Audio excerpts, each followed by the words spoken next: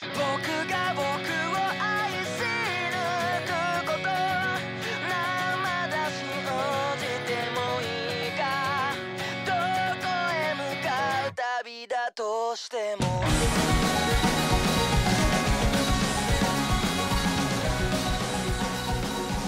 Hello, everyone, and this is your always tactful host, Pendy. And this is Paul, also known as EastX Twitch. Haha! Whoops! Ah!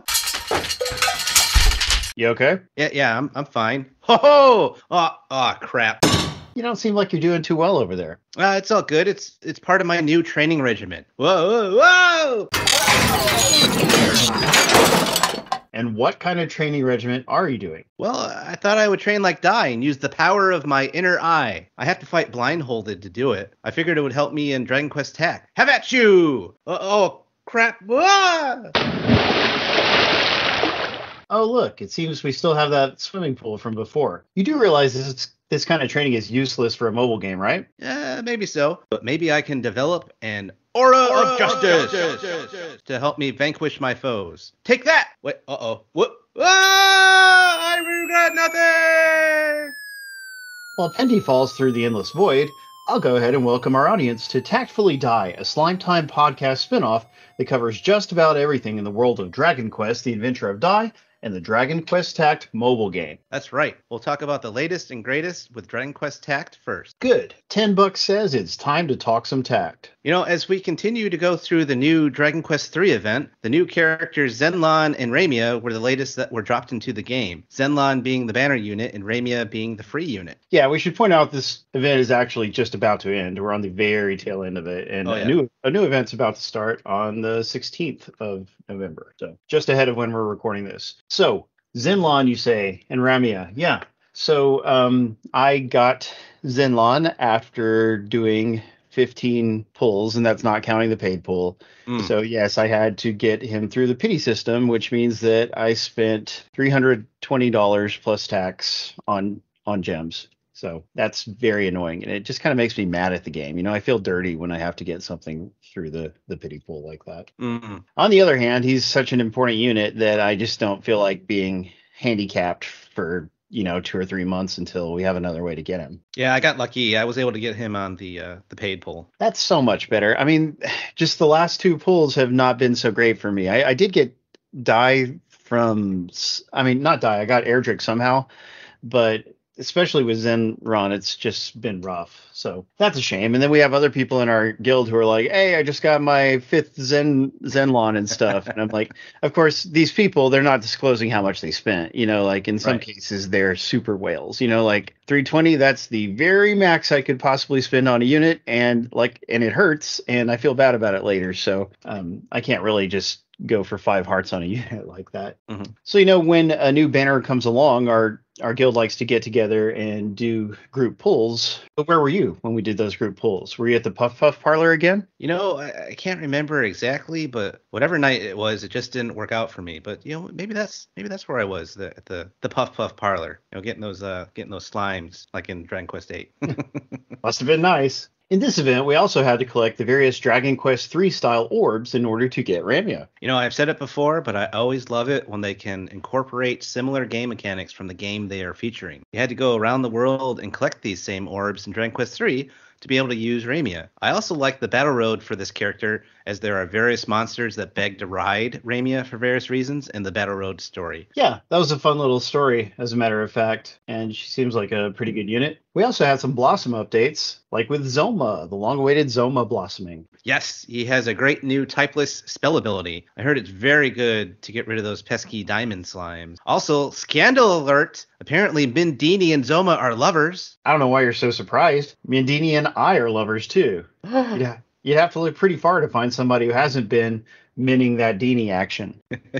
I know it's just Mindini joking around, but I didn't expect that kind of joke from the game. Keep it coming, Tact. I'll take more of that. Related to the new blossoms, I also got the farthest I've ever gotten in the blossoming door stages. I got up to stage 36 out of 40. I didn't have the patience to get farther than that, especially since I think that was like the last night to do it when I got up to 36, but I'm really happy that I got up that high. Lots of rewards for doing it. Very impressive. I also got the farthest that I've ever gotten, which means that I beat 33. I haven't beaten 34 yet, but still, that's a lot for me because I'm like I'm a super busy dude, so it's hard to dedicate the time to moving forward on it, but I'm glad at least I've made some progress.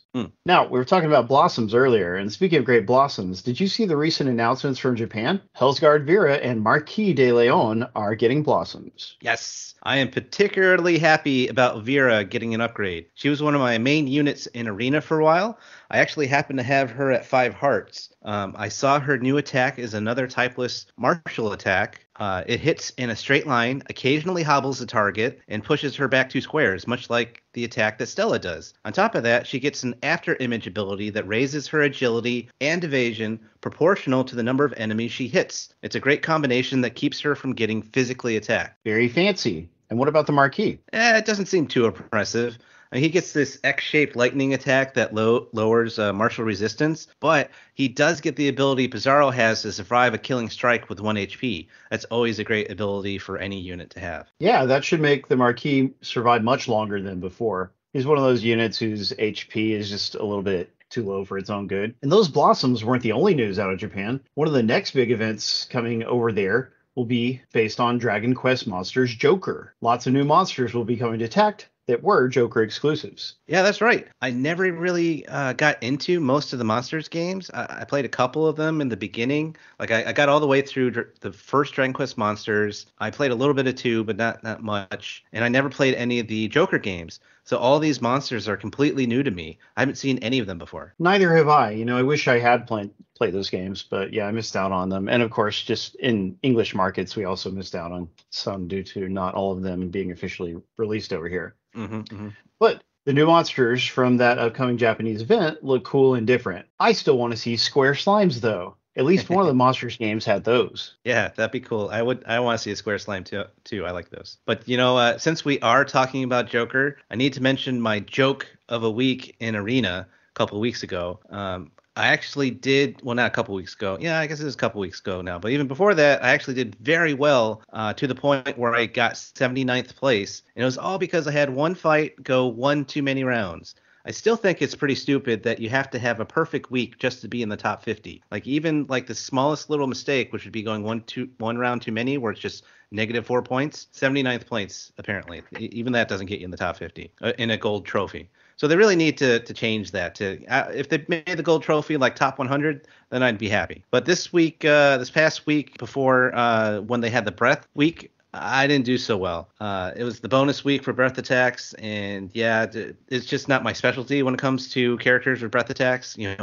Once I lost a character in a fight, I just started experimenting with different breath teams that I did have, and I even lost a fight, like completely lost a fight, which I hadn't done that in quite a while. Just not good with breath units. My rank ended up being 1062 on that one. That sounds like a rough week. I agree. I wish that there was a little more breathing room to get that top ranking. As for the last week, I did pretty well during it, but not super well. I mean, I didn't lose, God forbid. But yeah, I came in like the top 500 on the most recent one. I don't remember what happened before that. But yeah, I guess I'm starting to get some decent breath units. I mean, I've got the 3-heart Maldragora, Nice. CGM. So he's my favorite unit, really. I love that guy. And got the nature guy who does whoosh. What's his name again? Jamiris. Oh, okay. Yeah, that's it. And then now I haven't used him in battle yet, but I've got Zenron as well. So all 3 of them, I believe, are good breath users. So yes, yeah, I mean, I'm getting there, but I'm still lacking that Sizz Dragon from a couple months ago, whatever his name was. So he would have been nice to get too, but we'll keep trying. Getting back to the arena talk, we did very well in our previous guild tournament. I believe we got first place in the Platinum League. Our guild only lost one day of the tournament, but we picked up the slack after that. Yeah. It was a great result for the guild arena. Definitely the best we've done since I've been there, and the shuffle of people we did between the different guilds really did pay off. How about your results in the live arena battles so far? Oh, the live arena's back. That's right. Well, first let me say that I miss getting rewarded with like gold and stuff every time you rank up, because that was super sweet the first time around. But Anyway, I'm actually doing pretty well. I enjoy it. The hard part is that many days I'm just too busy to play during the times that it's offered, But there have been a few days here and there when I have like 1 or 2 hours to spare when it comes up. And it's like, man, it's just a pleasure to play as long as I'm not running up against too many super whales, Because as always, the person who has spent the most money is probably going to win those fights. It's not guaranteed because they may make a mistake or whatever, but they sure have a significant advantage. As far as how well I'm doing in the current live arena, I am at Orichalcum 5. I got up to 4, but I got knocked right back down again. Oh, I've done pretty well myself. In the run-up phases, I just got high enough to get the max rewards and then stopped because there wasn't any point after that. But now, now that there's so many different ranks to go through and rewards to try and get, we're in phase 1. Well, we just ended phase 1 of that. In the main tournament, I slowly climbed up the ranks. I'm sitting at Master 4 right now. I even ran into one of our guildmates when we were battling, Boxman XL, RIP. Remember how I regretted missing out on getting Burning Breath back in the day? Well, now you can get it in the live arena swap shop. I was so glad to see that there. And I know I should be saving for the sword, but at the time, I was so desperate for cash. I had absolutely nothing. I was getting some gold out of there at first. Now that we're into phase 2, I may have to do more of a defense team with the way that the arena is physically set up. But in phase 1, I was able to run with Queen Slime, Alina, Bianca, and Pizarro, and did pretty well with them. It's a lot of speed and a little bit of RNG with charm, hobble, and critical hits, but it worked out pretty well for me. Well, I expected you to be ahead of me like you usually are in the individual arena, but no, this time I'm on top. That's cool. Well, my team consists of Pizarro, Maldragora, Bianca, and Dual Magus. I usually do well with them unless the other team has the agility to go first, because if they do, they typically are able to run down and smack us pretty hard before we can get to them. Or if the other guy has the obnoxious gem slime, because gem slime can really be abused in real time, it seems, with the right teams. Oh yeah. And that's actually the gem slime or the diamond slime? It's actually the gem slime who's been throwing me Diamond Slime I can kill reasonably well, but Gem Slime can just heal Erdrick or whoever, and if they keep him out of your range... Oh, the gold one, yeah. Yeah, if they keep the Gem Slime out of your range, then he's just limitlessly healing up the units you're trying to hit, and I don't see a way to overcome that. It seems like the only thing to do would be to have such great agility or reach that you could kill the Gem Slime right at the beginning. Yeah, the Gem Slime...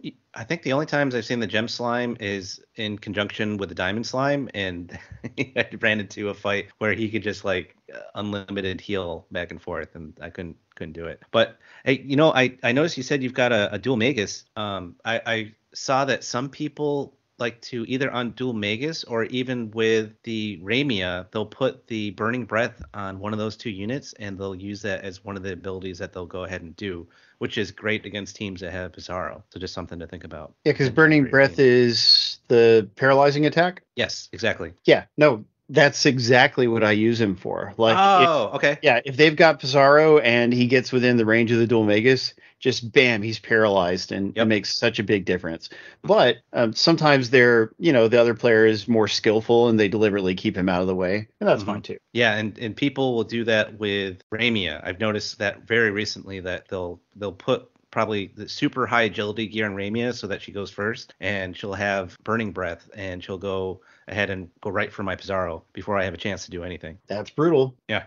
Now then, before we get into the Dai portion of our show, it's time for the Tact Tip of the Day. Tip of the Day. Did you know that you can do no-cost equipment alchemy? That's right, tacticians. You can save yourself gold and stamina by gathering oaken clubs in the Axe's intermediate equipment stages. That stage only costs you 5 stam a pop as well. That way, when you run into mission rewards that require you to do tons of alchemy, and that does happen with certain events, you can alchemize the Oaken Club for 0 gold. It's the only piece of equipment in the game that will let you do that. That's amazing. And that was our Tact Tip of the Day. Tip of the Day. Now let's get into some Dai. Every week, we're going to review 2 episodes from the newest Dragon Quest, The Adventure of Dai anime. In the future, we will also do reviews of the manga, upcoming Dai console news, and maybe even a little bit about the merchandise as well. That's right. Send me merchandise and I will review it. So first we have episode 19, the final Avon style technique. In this episode, Dai must battle Flazard. To do so, he must slice Flazard's core using the air slash technique he has yet to master. We witness the results of a nice morph spell at the beginning of the episode. Zabuera has one of his minions use the spell to become a decoy, allowing the pint-sized general to escape the wrath of Crocodile. Yeah, that was a nice reference to the games, because I think in 3 is where the morph spell first shows up. So it's fun to see. Yeah. But yeah, in this previous episode, we had a cliffhanger in which Mistfern appears on the scene with a seemingly dead Hadlar and a passed out Hyunkel. We find out in this episode that Mistfern simply left after collecting Hadlar. That was nice of him, because he could have done worse. Hadlar's a lucky son of a gun, you know. We also get to see Dai use Whoosh to send the Blizzblaze Legion minions flying, and then Pop and Mom cast alternating flame and ice spells to dispatch the minions. Yeah, it was a nice effect. I particularly liked the look of the dancing flames as they all got frozen up. It was fun. It was nice. They had it coming. Flazard launches a surprise attack from below the ground. Who knew he could do that? He almost slams Mom down with full force, but Crocodile swoops in with a flying axe to save her. Hyunkel joins the group as well. In the face of being seriously outnumbered, Flazard rips off his medal and explodes himself in a blaze of glory. At first, the heroes think he might have taken himself out. It was actually to divide himself into many smaller fragments to attack everyone. That's different. They use Pop as a funny target to help demonstrate this as well. He gets pelted in a more comical way than everybody else. When they get attacked, it's more serious, but Pop makes his goofy face when he's getting hit. Of course. And, you know, when Flazard does his attack, he calls this method Rock Bullets Shrapnel Detonation and begins his attack as the heroes try to counter to no avail. As he temporarily reforms his head or even his whole body from time to time, it has less fire and ice power to it, and is also seriously creepy looking. That's one way to get ahead. Hyunkel advises Dai that he'll have to find and destroy Flazard's core, Flazard's only true weak spot. As Flazard reforms to prevent Mom from doing some healing, we find out that Flazard's motivation in his short life is to make a name for himself and get respect among his peers no matter the cost, even if it means damaging his life energy to do these attacks against the heroes. He's a very much a go big or go home kind of guy. Dai attempts an Oven-style air slash to take out Flazard, but it doesn't take out his core. Not just yet. Yeah, I really love this scene when he first whips out the air slash. You get the nice effect of the air slash going through Flazard and then taking a chunk out of the tower behind him, and the animation of Flazard just kind of creepily getting back up, followed by his little evil laugh, was perfect. Flazard is a foe that we love to hate, all right. And then in a flashback, we see Dai learning about the air slash move. It requires charging a weapon with an aura of justice to perform. Yes, the Aura of Justice is useful for enemies made with dark magic. It's a technique Dai had not yet perfected back when he was training under Avon. It also requires the user to aim it toward a dark magic monster's weak spot, a place invisible to the naked eye. Yeah, Dai keeps trying, but to no avail. Hyunkel decides to cut himself, and he flings his blood at Dai's eyes to blind him. It forces Dai to concentrate with his inner eye to make more effective use of his air slash. Yeah, Dai now has herpes, but that's a small price to pay. With his inner eye in full gear, Dai can finally use his Aura of Justice to take out Flazard's core, which he does. The episode ends with Flazard crying in pain as he starts to split in half. Not bad. Any comparisons to the original anime? Well, you know, besides the blatant panty shots from Bomb that they took out, I was actually really disappointed they took out the rock bombs. They had panties in the original and rock bombs, I guess? Yes, they did. The rock bombs end up they're surrounding the tower, and when the Blizzblaze Legion comes to attack, they get attached to the rocks as they're attacking Dying Company, and they just start blowing up because of it. And Pop freaking out about them was just absolutely hilarious. Dang, it's a shame we often have to lose those little undergarments. I mean, moments in the new show. You know, we also miss a little bit of hijinks with Baddock and Gome-chan in a few scenes. In one scene, they even happen to see some Hawkmen carry off Hadlar in a coffin. You know, plus we miss some scenes where Matarov and one of the sages discuss how they might get the party of heroes back from the island and discuss the chances of them succeeding, of actually the heroes succeeding on the island and defeating Flazard and company. I think you meant Matarov? Yes. Okay. Anyway, well, those all sound like rewarding scenes for viewers who are mighty enough to go back and watch the classic show. more Baduk is always great. Yeah, this was overall, this is a pretty good episode. It's the classic blind hero trope, but it was fun to see Flazard go all out. Still would have liked to see those rock bombs make an appearance, though. I'm thinking Dai should just be blind all the time because it was really an improvement for the show. Next up is episode 20, Now I Slice Everything. In this episode, Mistvern appears to give Flazard magic armor so that he can try to take out Dai and company. Dai is able to take Flazard out with an Avon Strash, and the heroes spend the night celebrating. We start the episode by finding out that Hadlar has returned from the dead. Oh noes! We learn that his body is made from dark aura, and that as long as Mistvern and Dark King Vern are around, they can keep reviving Hadlar at will with their dark aura. How convenient for him. And each time he revives, Hadlar becomes even more powerful than before. What a tough guy. Yeah, kind of similar to Dragon Ball Z, where we learn that Saiyans become even more powerful if they get beaten close to death and survive. Yep. Then back outside the tower, as Flazard starts to split in half, Pop eliminates the villain's Frost side. Hyunko goes in for the kill, but Mistvern intervenes and supplies Flazard with a nasty piece of armor. It's even powerful enough to overcome Crocodine's strength. And then Mistvern converts Flazard into a dark aura fire to be able to control the armor, but also at the cost of being his servant. But he doesn't really have much of a choice, so he agrees to it. Yeah, that's true. I love how that goes against his natural personality and such, but it's that or die, so what's he going to do? Mm-hmm. Then Flazard is able to take on everyone who comes at him in this armor, except for Dai. Yeah, Dai isn't even phased by Flazard whatsoever. He deftly maneuvers around him and takes him out with his now fully perfected Avon Strash. He fully perfected Avon Strash. Strash. Damn it. It's really Strash, but it sounds wrong to say anything but Strash, doesn't it? It does. Takes him out with his now fully perfected Avon Strash. His Avon. Avon. Blah, blah, blah. Well, I basically said it okay. Even Mistvern is impressed. He then decides to take off, and the heroes make their way towards the frozen princess. The princess is still mostly frozen and in danger of dying if they don't hurry the process up. I think if they don't get her by the time the sun sets, that she's a goner. Yep, they've only got minutes to spare, and their regular spells aren't enough to thaw her out. No, and they decide to try and supercharge one of Mom's magic gun bullets. Yeah, which Pop can't do, but Dai is able to use his special powers to do it and save Leona. That's the power of love, baby. And the power of MP, as basically Pop had ran out.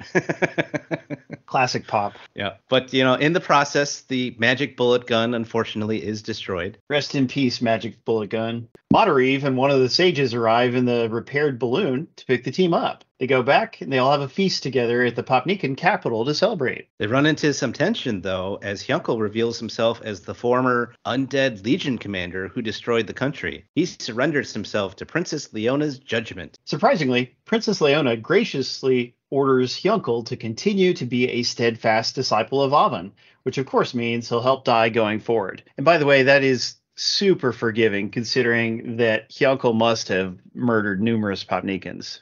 Yeah, that's the classic anime trope of like, oh, I've defeated you, my mortal enemy, but now you're going to be my friend and we're going to work together. Yep, all water under the bridge, no matter how many lives were lost. Exactly. So next there's this great scene where Crocodine has isolated himself away from everyone, thinking he shouldn't mingle with the humans. Yeah, that's actually my favorite scene of the episode. So Baduk comes along and makes Crocodine feel welcome. Then Crocodine ends up downing a whole barrel of alcohol that his new friends brought him. Yeah, I just love these moments with Baduk and Crocodine. Seeing Crocodine become, start to fit in with everybody else is really enjoyable. Yeah, as he's like always self-aware of being like big beast, but like all the humans are always like, no, come on, hang out with us. You can be our buddy. We like you. Doesn't matter that you're a beast. We don't care. Yeah, it's delightful. Yeah. And there's also a pleasant moment between Leona and Mam. Leona's way of telling Mom not to be so formal to her was amusing.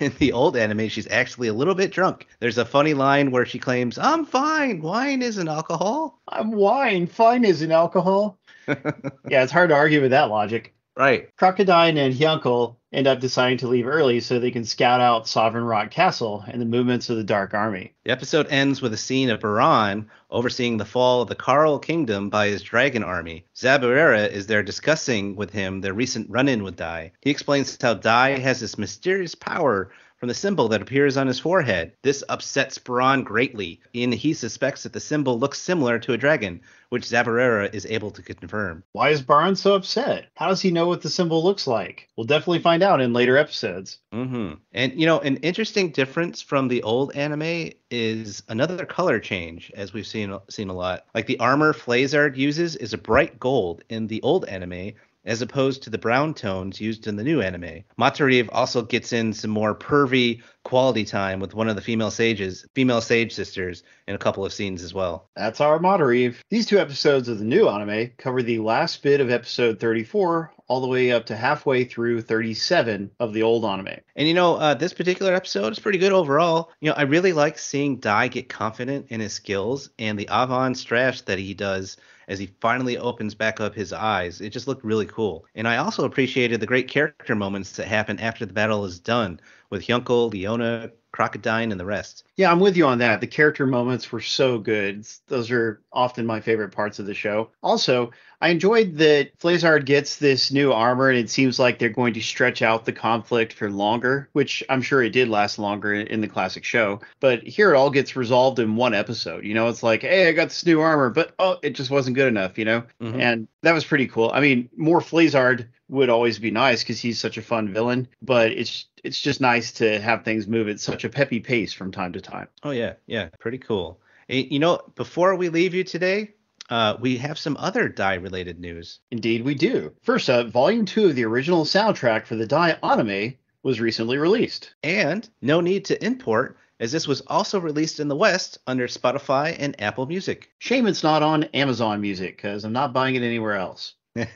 Next, an original Dai novel will be released on December 2nd in Japan. I hear that it involves some new subplots with various regular Dai characters. Yeah, and the novel will take place in the continuity of the original timeline, but it won't be a sequel story. It's going to take place during the events that happened in the manga. And it will be written by Yamamoto Kazuyoshi, and it'll be supervised by the manga author, Riko Sanjo. You know, I doubt this gets a Western release, but it will be interesting to see what it's about once we get more details about it, and if it gets a fan translation, because that could happen. Wouldn't mind. We also have potentially exciting news about Infinity Strash, the upcoming Dai console game. Yep. At the yearly Jump Festa event, which this year will be from December 17th through the 19th, a new unnamed Dragon Quest video game trailer is going to be unveiled there. Or maybe trailers. Ooh, trailers. All signs point to a new trailer for Infinity Strash, as Dai is featured in the logo for the event. We're hoping they might have a release date for the game announced as well. That would be great. Yeah, I'm hoping that this will be like a big thing for Infinity Strash, since it is, you know, a Jump Festa, which Dai is associated. The manga is associated with that, so I'm hoping there'll be a lot of big news coming out of there. So hopefully we'll get some release dates with it. And also thanks to Yangus and Silver Alpha Lion for helping me with this, getting this piece of news in the first place. And finally, last but definitely not least, 50 episodes of the new English dub of the newer Dai anime are now available in North America. Yeah, and it's an odd assortment of sites, but you will be able to get it at Vudu, the Microsoft Store, or Hoopla, or at least you will hopefully soon. It seems to only be at the Microsoft Store so far. Yes, it's annoying because the show was supposed to launch on all 3 services simultaneously. Vudu's the big fish out of those 3 places, but Dai isn't there yet. Right now, we only have the options of buying episodes in Microsoft. You can see the episodes for free through Hoopla with a participating library card. But no, I don't know what that means. So how that works with Hoopla when it gets to Hoopla is that you know how if you go into, have you ever been to a library and you see how you can like rent like DVDs and movies and stuff like that? If you say so. Well, you can. Not only libraries not only have books, but they also have movies that you can not rent, but that you can borrow as well. Far be it for me to call you a liar. But instead of physically doing it, they now have an app for that. So it's called Hoopla, and as long as your library participates in it, you go into the Hoopla app and you put in your library card number, and then you can digitally borrow like anime and movies and TV shows and stuff like that. So once it gets there, then we can actually see those 50 episodes for free, as long as you get together with the local library to do it. Well, but that's a thing. Yeah, I like it. And that's kind of be the option that I'll be doing as well. Because I don't necessarily want to buy it digitally, but I will check it out for free using my library app. So that'll be good. And it's just weird that it won't be available on streaming sites like Crunchyroll, but it is nice that they at least have a free option out of the three options that they're supposedly going to be doing. Yeah, I guess maybe it comes down to some weird licensing arrangements, or simply that they want to directly financially make the money back for releasing it in North America. They're like, Crunchyroll lowballed us, so we'll just charge the consumers directly. Mm-hmm. But who knows? However, as for me, I'm going to buy the heck out of the show on Vudu. I know a lot of people want to own it on Blu-ray, and I absolutely would buy it on Blu-ray.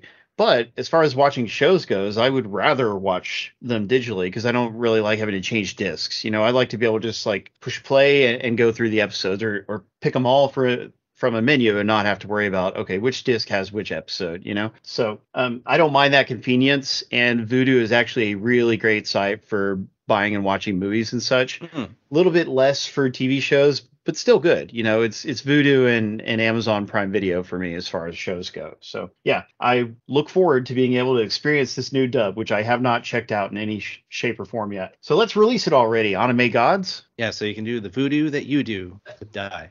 So well. That's all for this episode of Slime Time Tactfully Dai. If you want to prepare for the next episode, be sure to watch episodes 21 and 22 of The Adventure of Dai on Crunchyroll. We don't use Patreon. If you do have any money that is just completely strashing in your wallet, pouch, bottomless bag, treasure chest, pot, barrel, safe, or even searchable wall sack, and you would like to donate anything to a website that's been supporting Dragon Quest fans for over 20 years, stop by the Dragon's Den at www.woodus.com/den and click on Support This Site. Woodus has owned and maintained the Dragon's Den fan site for decades. He personally edits every YouTube version of our podcast, and he fully appreciates any donations to help keep the servers running. The Dragon's Den might hate Patreon, but we do love Amazon affiliate links. If you click the link and then make a purchase, a small fraction of the sale will go to support the Den. It doesn't cost you anything, and I'm told that it produces relatively few carbon emissions to boot. We even have a Slime Time t-shirt you can buy by our resident artist Dwayne. See the link for it in the show notes. As part of the Slime Time Extended Universe, or STU,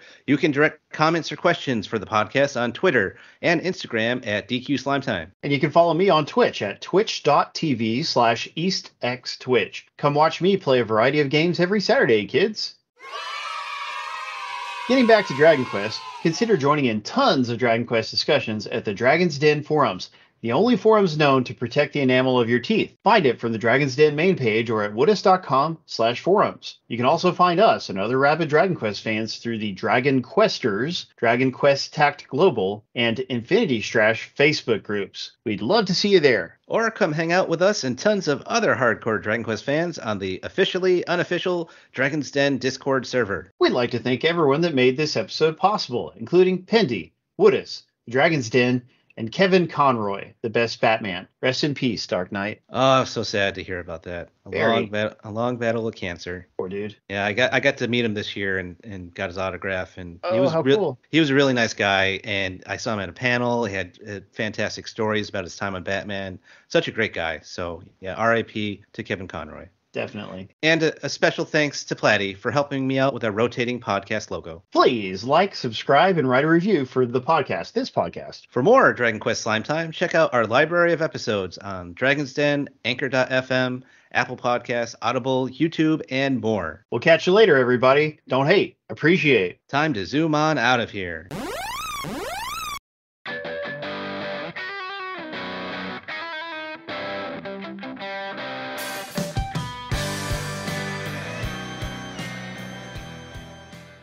This is Gertrude for Slime Time, reminding you all that you must complete your adventure.